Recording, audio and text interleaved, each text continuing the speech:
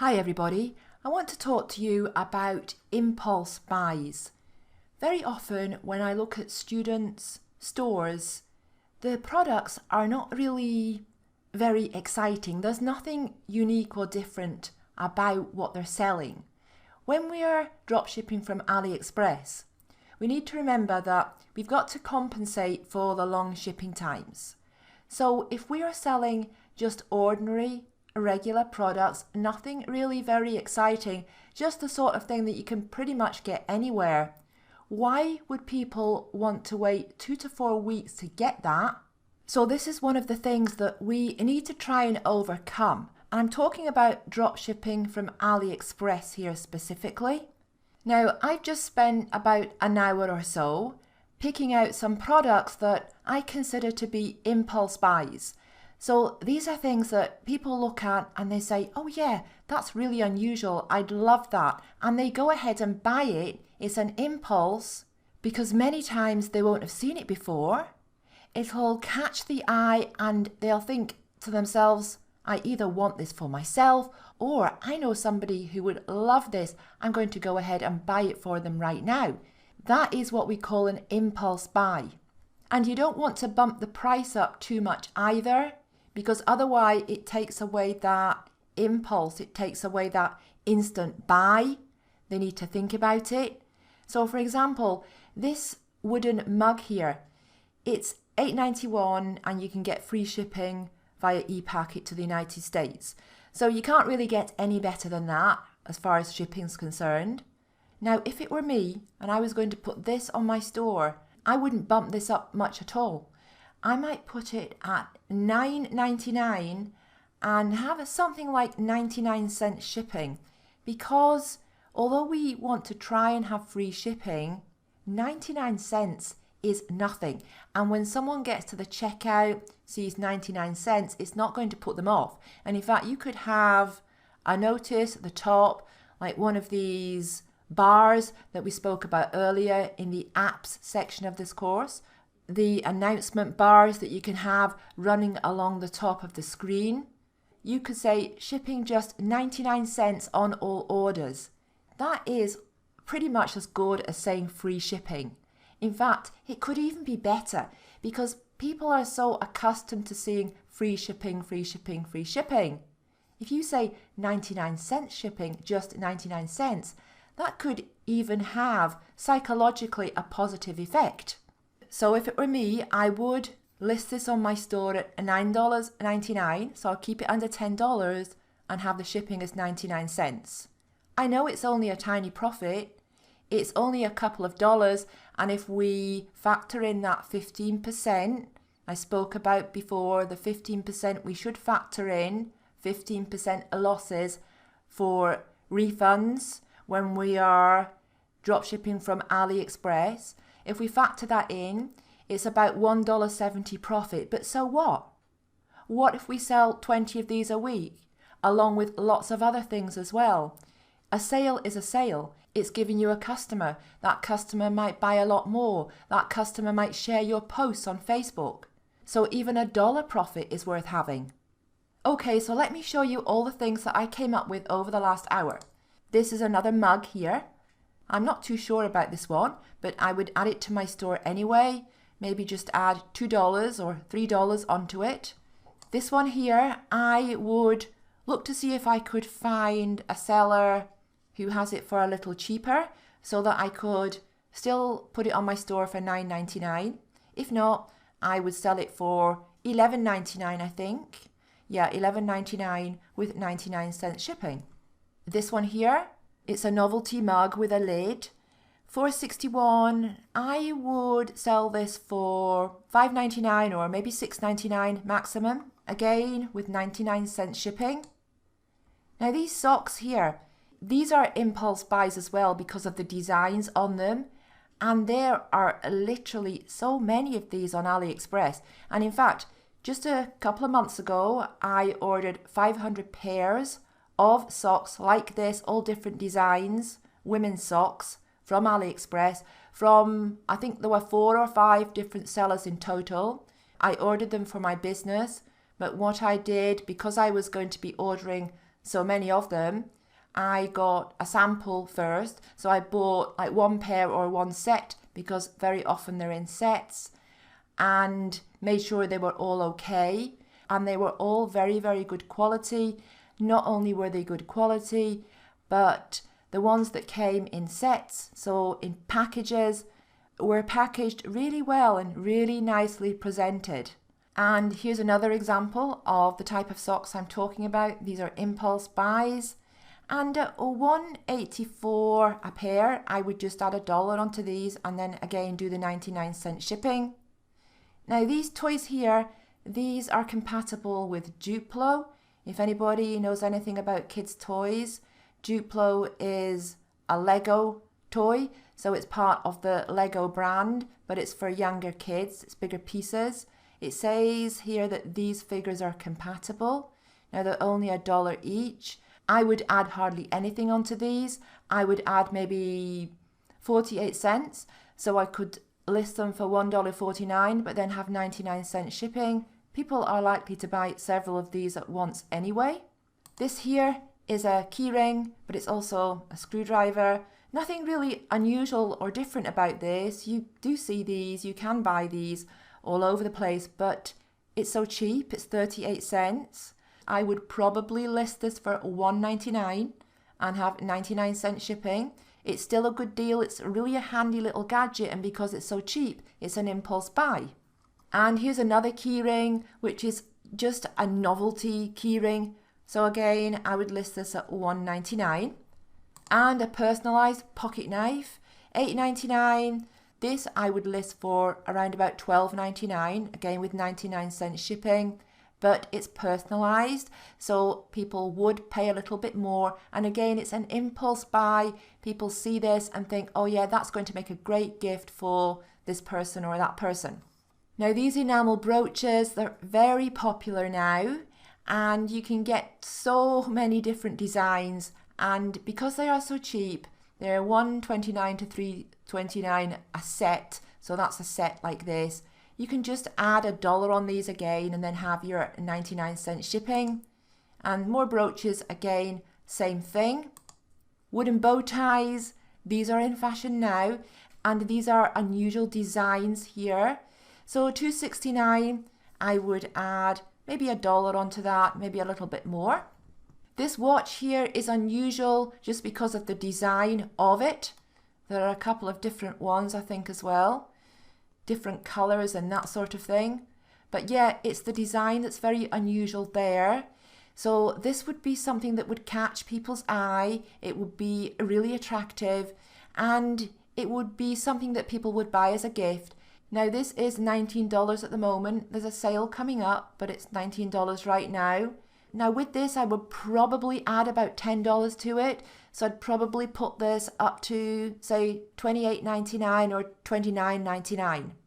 All right, now just a novelty little thing for chopping garlic. And again, I'd add about $1 to that. A novelty 3D light is $8.90. I would say I would add about $3, maybe $4 onto that. I think something like this, and the watch as well, there's a higher chance of them being returned, perhaps having a fault. So you do need to add a little bit more. And that's why I added $10 to the watch as well, by the way. But there was another reason for that. Just let me go back there. Now I added $10 to the watch. I would list this on my site at $29 or maybe $29.99. So adding nearly $11 onto it. First of all, because there's a higher chance of it being returned, because there is a possibility of a fault.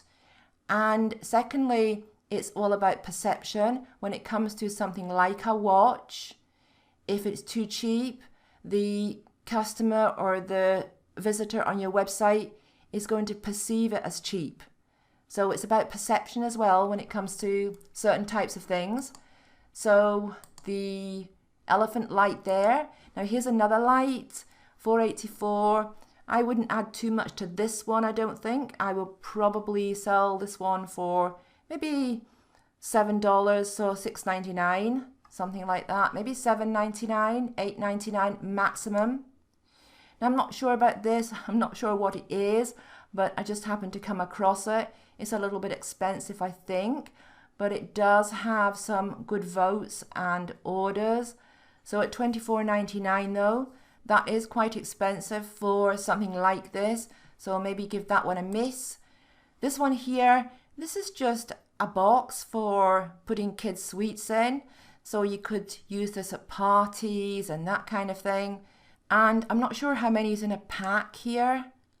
There must be more than one. Oh, it's $1.70 a piece. Yeah, so in fact, if I was selling this, I wouldn't add anything to it. In fact, I'd probably make it 99 cents with 99-cent shipping, something like that. And oh yeah, this watch here. Now, once again, this is a watch. It's a kid's watch this time, but it's unusual. So it's attractive. It catches the eye. Now, $14.99. I would put this up to say $24.99. And again, this is free shipping to the US via e-packet, so it's not going to cost you anything for shipping. Now, this one here, this is kind of interesting. It's a piggy bank, so it's a money bank, and there are all different types. So you've got cat in there, and there's a monkey as well, all kinds of things. And it's about $11. Now, it does have shipping as well. I think it's maybe quite heavy, or it needs a lot of packaging to protect it when it's in transit. So with this, you would need to add maybe $7 or $8 to it. But I think that's okay because, again, this is something people would buy as a gift. And here's just a novelty shape for putting eggs into when people are frying eggs. So only $1.20, and I wouldn't add anything to that. I'd sell it at about $1.30 with 99-cent shipping. You're not going to get any returns for something like this anyway. Oh, here's another one of these. That's the same thing, but it's a monkey this time. And here's another type of money box. This is a parrot on the top, so it's a different type of thing, and it's cheaper. So we've got free shipping with this one. I would probably just add on, it's $12.70. I would bump it up maybe to $14.99, $15.99 maximum. And here's another one. This is really cool, isn't it? Because this one is supposed to, anyway, count the money that you've got in the jar. I don't know how accurate it is, but it has got some good feedback here. So it's $8.76. And this one, I would add about $3 to it, maybe $4. And what we got here, right, this is impulse buy because it's very useful and it's so cheap. So 63 cents, and I don't know what it's going to cost you for shipping, 15 cents it says there. If you sold this for $1.49 with 99-cent shipping, and again, you're not going to get returns for something like this. Another example of something that is incredibly cheap and very, very useful, so therefore an impulse buy. $2.99, you could add $1.50 to this, make it $3.49. Lastly, impulse buy because it's kind of unusual and cool. So it's a pendulum gadget, but it glows in the dark. So yeah, that's pretty good. Now it is $10.90 and it does have some shipping on there, a couple of dollars shipping. So it's close to $13. Now you would want to add maybe $3 onto that, $3 or $4 onto that. Even so, you would still get sales of this. If you were getting traffic to your site, you're going to get some sales of this. Maybe not a lot, but the idea here is that you are adding lots of impulse buy products to your website. It does depend on the niche you are in, of course. So with some niches, it's going to be a lot easier to find a lot of these impulse buy type of products and add them to your website. But this is going to definitely help a lot with sales. And again, with drop shipping from AliExpress, don't be putting too much on. Don't be adding too much onto the products. A profit is a profit, even if it's $1, even if it's less than $1, if it's 50 cents, it's still a customer to your store. And one customer to your store can lead to 2, can lead to 5, can lead to 10, can lead to 100, can lead to 1,000. All right, I hope that's been useful. Hi everybody, now welcome to the section of the course where I have all the lectures that don't really fit in to the other sessions.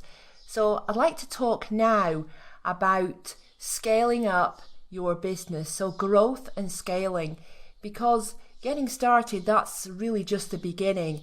After that, you want to scale up until you get to where you want to be, whatever your financial goals are, whatever your ambitions are for your online business. Now, one thing you can do that's going to be very beneficial to growing your income is to grow your Facebook page. So to build on that page, build your audience. So keep building your likes and your followers. Keep active on that page though, because if you don't keep active on that page, people will lose interest in it. The more posts that you make that are shareable, so in other words, people want to share those posts. Now, people do like to share posts that are entertaining, and people also like to share posts where you're offering a discount or some kind of promotion, some kind of deal. People will often share those kind of posts among their Facebook friends as well. So keep on growing your Facebook page. Now, the next thing you should be doing is, as soon as you can do it, delegate some of the day-to-day tasks. So as soon as you are making some money with your store, you should be looking at reinvesting that into paying for a few hours a week help. Now, the first thing that most online store owners delegate is the customer service. So that could be online chat. Now, if you have online chat, it doesn't have to be there permanently 24/7. You could have it there just for a few hours a day initially. So the hours where your store is busiest. Now, you will learn when your store is getting the most activity through the analytics tool that we installed earlier on. Customer email, so that's all part of customer service as well. This is something that most store owners don't want to do. So, we like to delegate this as soon as possible.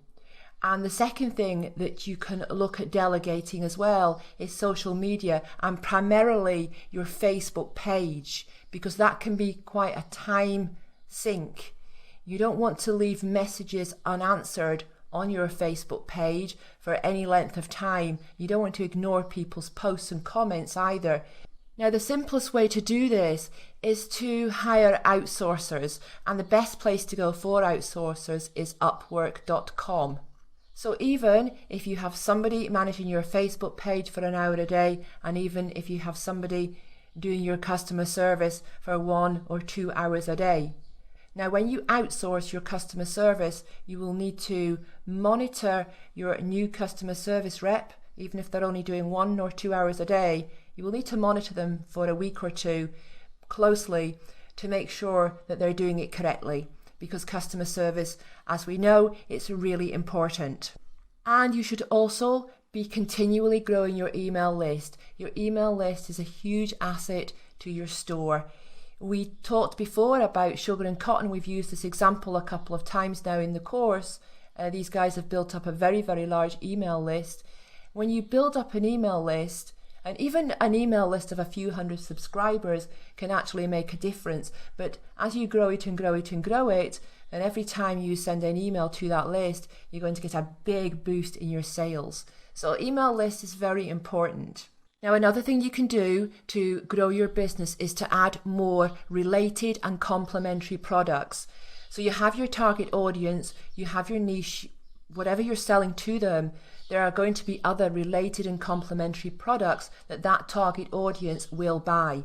And you should always be on the lookout for more related and complementary products to add, because you don't want your store to go stale. So many times I have visited an online store and a few months later I go back there again and it's exactly the same. They have added absolutely nothing. There's nothing been changed on that store, not another single product added.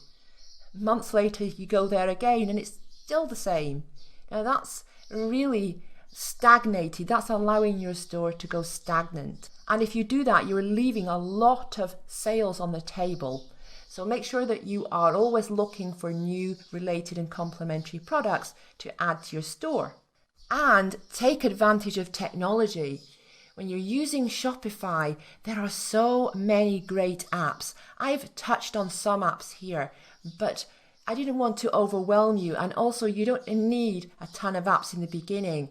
But as you progress and as your store builds, there are many more apps that you can use. So take advantage of that. And not only that, it's not just what's there now in the Shopify App Store. Because Shopify has become almost a phenomenon, it's huge now. There are constantly new, innovative apps being added to the App Store.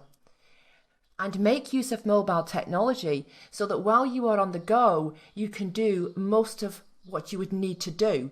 Now, clearly there are some things that you really need to be in front of your desktop or your laptop to do. But as far as a lot of the day-to-day stuff, you could do that on the go, providing you're making use of mobile technology.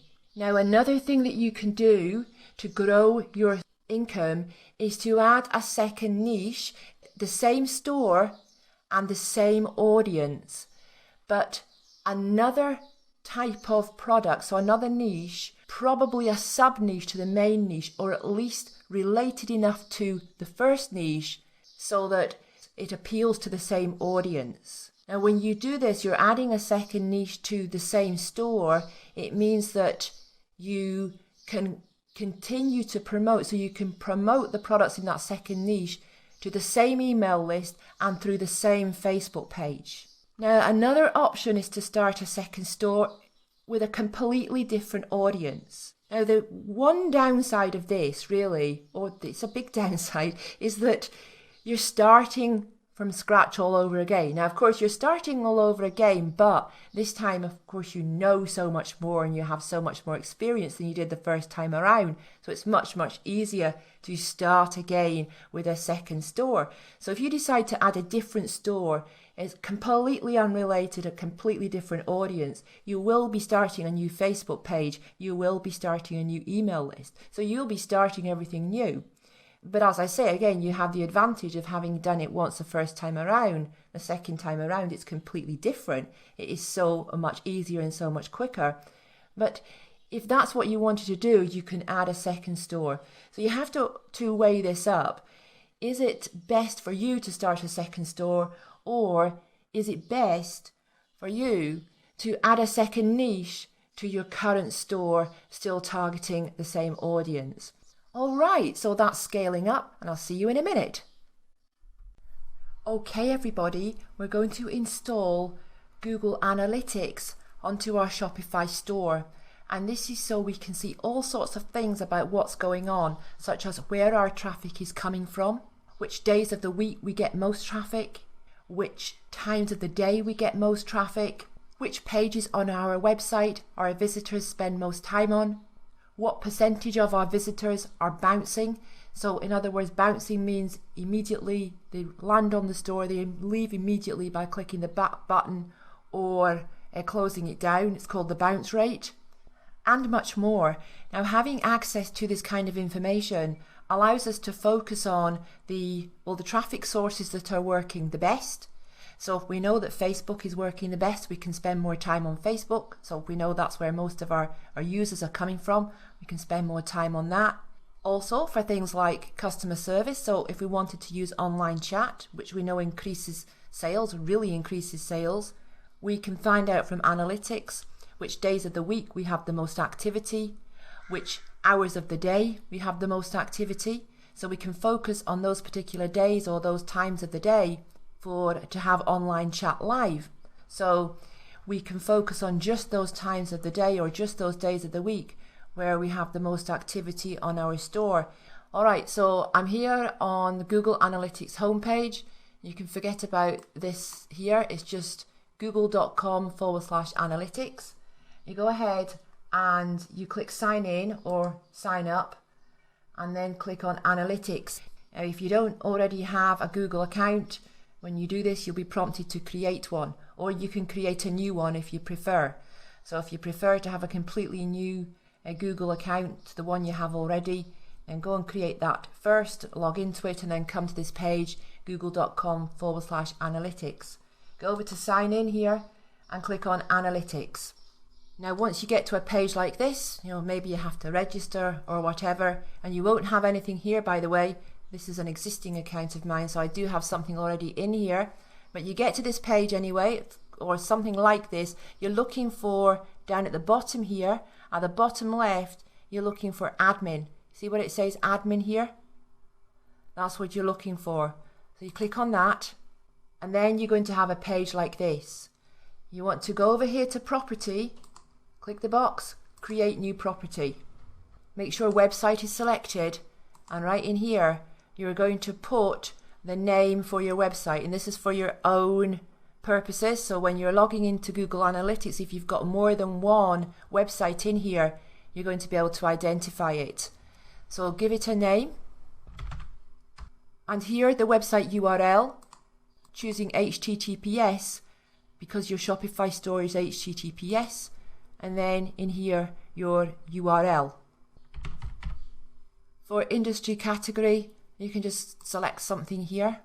I'm just going to go shopping. And for reporting time zone, try and get this as close as possible to your target audience.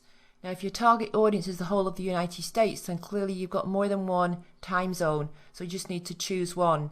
But say, for example, my target audience is going to be, let's say, a United Kingdom, then that's just going to give me that time. So you want the reporting time zone to be as close as possible to the time zone of your target audience. If your audience is worldwide, then you're just going to have to choose like United States or something like that. Then click on Get Tracking ID. So now we're going to take this script here. We don't want this tag at the top script or this tag at the bottom script. But when we copy this, it doesn't allow us to copy it without the script tags as well. So just take the whole thing, paste onto a notepad, and then remove the script tags from the top and the bottom. So now that we have the code we need, we're going to go over to Shopify and log in to the Shopify dashboard. Alright, we're in the Shopify dashboard. Now under Online Store, click on Preferences, and under Google Analytics, now I do have something installed here, and it doesn't allow me to actually delete it to show you how to put it in there. But if I click on Change here, this is really what you're going to actually get, this box here to paste your code. I don't want the scripts. I ended up with still having these there. We don't want those script tags. I think that they will just disappear automatically if you put them in, but it's better to remove them first, I think. So there we have it. Go ahead and click Save. And for Enhanced E-commerce, make sure you tick this and then save again if you need to. Now that's actually how simple it is to install Google Analytics on your Shopify store. Right, now another thing you can do is you can add some blog posts to your store. Now a blog is actually built in, so there's a blog built in to Shopify. So you go to Online Store and click on Blog Posts, and I have some posts here from a previous store demonstration I was doing. So let's take a look at this one. Now all I have done here is I haven't written out a whole post. Oh, and by the way, this was not originally created for this Little Pets demo store. It was originally created for something else, in case you're wondering. This has got nothing to do with stuffed toys. So anyway, the point I'm trying to make here is that you can create some posts for your blog, but it doesn't have to take you very long because you don't have to write them yourself. So what I did was I shared this post from a website called Imager, and there are lots of places where you can go and get content and share it on your own website. And I'm talking about legitimately. I'm not talking about taking stuff that's copyrighted. I'm talking about going to websites like Imager and sharing their content on your own website, which is allowed. So you're allowed to share it. So if we just view this post, and now you can see the whole gallery of these chicken coops has been shared. Now, the downside of doing this, of course, of sharing from another website, is that people may leave your site. So if I was to click on read more, I'm going to go to Imager, where I actually shared this from in the first place. So this is where I shared this particular post from. And this is called curating content. And as I say, the downside of it is you may lose people leaving your blog and going to another website. Obviously, the alternative is to simply write all your own posts. Now, let me point something out here. There are two purposes of a blog. The first is that you would add this to your navigation menu. And if you've got good and informative information, entertaining stuff or whatever on your blog, that can bring people back to your website.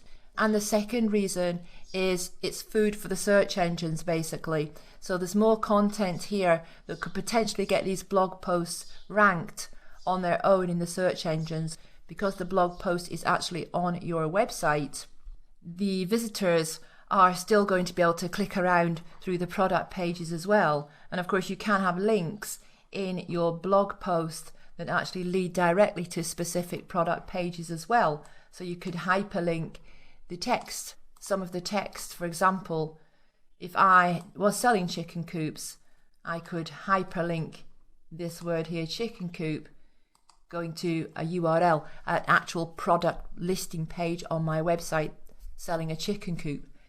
Now you have to remember that search engine traffic is not overnight traffic. It's a slower thing. If you have time to create some blog posts, then do. If you don't have time to create blog posts, if your time is very limited, then this is probably not the thing you want to be spending your time on.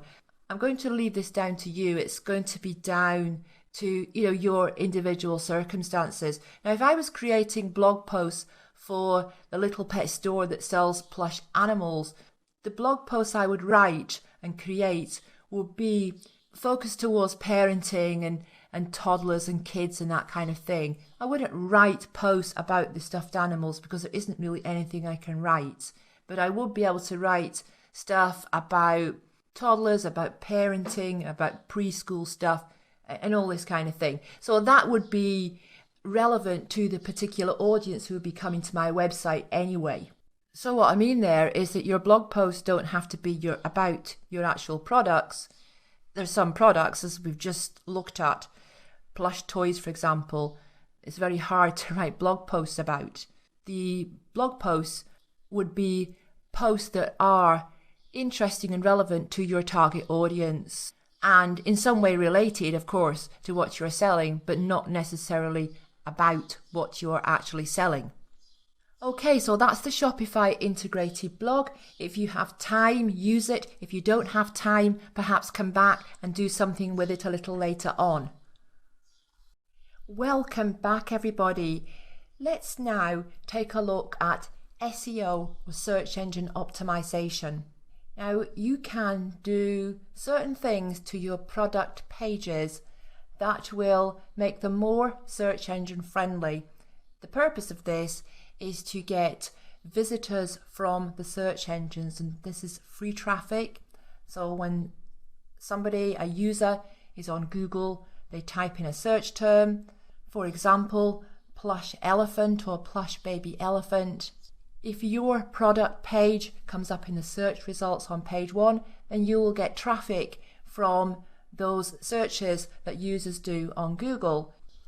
Now, the first thing is you want to make sure that your title has the main search terms. So in this case, this is a plush toy elephant. So we've got plush, and we've got elephant, and we've also got the word large. So if anybody was searching for a large plush elephant, we've got that in there. I have the word baby in there, so that might help if anyone's looking for a plush baby elephant. But the main search terms here would be plush and elephant. Your description also is going to show up in the search engine results. If we go down the bottom here, we did look at this already, but we're now looking at it in a different context.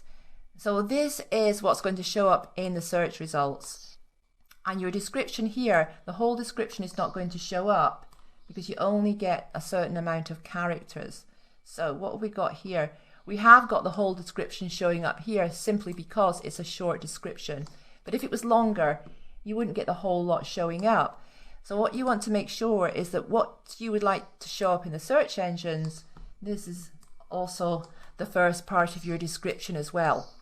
So this is in fact what we call the meta tags, the meta title, which is your title, and the meta description. That's what we call the meta tags. You don't need a special app for this. There are apps on the Shopify store you can install for helping with SEO, but what I'm telling you here is actually all you need. Simply having a good title and description that contains the words or the terms that users in Google would actually be searching for if they were searching for this type of product. That's really what it's all about. You can't fool the search engines anymore. There's no tricks that you can get up to now to get your listings or pages to the top of Google. Now, the other thing, this is actually not terribly important these days, but you can add some tags. So, for example, I would add plush and elephant, large, and that's about all I would add for this particular product. So you can add a few tags there. It really doesn't make much difference, if it makes any difference at all. And the tags that you add should be part of the title or description. So as you can see, large, elephant, plush, these three words are all in the description. Oh, tags don't have to be one word, by the way. They could be two words. For example, I could just add plush elephant as a word, as a tag. It could be three words. So tags don't have to be just one word. So as far as the search engine optimization for your product pages is concerned, that's really it. The only other thing you can do to help is to write longer descriptions. So here's a very short description. There isn't really an awful lot I can say about this product. Some products you can write a much longer description. Now maybe there are some people out there who are so creative that they could actually write a long description about this toy here. I couldn't. I really wouldn't know what to write about this. And there isn't any point in a description in writing stuff that the customer has no interest in. The customer doesn't want to know about the type of factory it was manufactured in or anything like that. And that wouldn't help you in the search engines anyway. So don't make a description long just for the sake of trying to help yourself with the search engine rankings, because that will be wasted time. Okay, in the next lecture, I'm going to show you something else you can do, not related to product pages, but something else you can do on your store to help with search engine rankings. Hi everybody. Many students ask about how do you connect your store to a dropship supplier. Now, if you've looked at the Oberlo lessons, the lessons about AliExpress and Oberlo, you will know that you can connect AliExpress to your store through Oberlo, and it all syncs together so that when there's a price change on AliExpress, that price change is updated on your store. Or when a product goes out of stock on AliExpress, it goes out of stock automatically on your store. So that's all really easy. And of course you can import all your products, the products you want to import from AliExpress to your store, but that's only for AliExpress. So what about other dropshippers? There are some apps in the Shopify App Store, and this is one of them, Syncee. Now it does say add products to your Shopify store from any supplier. And that is true, you can. But in order to sync those products to your Shopify store, the way that you can do with Oberlo and AliExpress, in order to do that, the dropshipper has to be part of the exchange that they use here. So in order to automate things the way that you can with Oberlo and AliExpress, you are limited to a certain number of suppliers, the ones that they have integrated here with their app. Now this is not a free app. There is a 7-day free trial and no credit card is needed for that. So you can go ahead and try it, and that's going to allow you also to access the dropshippers that they have all connected up with this. But if you want to keep it after that, then you need to choose one of the plans, and the smallest plan is $19 a month. But that's up to 500 products, so that's probably going to do you okay to start out with anyway. Now, the other thing I want to show you here, and that's why I brought you to this website as opposed to showing you this app inside the Shopify App Store, is that you can find a whole lot of suppliers here on this website. They don't all dropship, but quite a few of them do. If you scroll down to the bottom, click on supplier list, and right here you've got suppliers not just in the US, but also in Europe as well, and in Africa and Asia, and in Australia, and in Canada. So for example, if I click here on the suppliers from Europe, scroll down the page, there is a whole list of them here. As I say, not every one of these dropships, but quite a few of them do. I was thinking about putting all these onto a file for you, but there's no point because they're all laid out here, and you can click through to look at the USA suppliers and the Canadian suppliers and Africa and Asia. So they're all listed here, and I wanted, as I say, to bring you to this website so I could also show you this app in case it's something that you want to try it out on the 7-day free trial. They do have some good help files here under the Help Center. Now, if you get stuck with anything, just contact their support. Don't ask on the Q&A because I'm not using this app myself.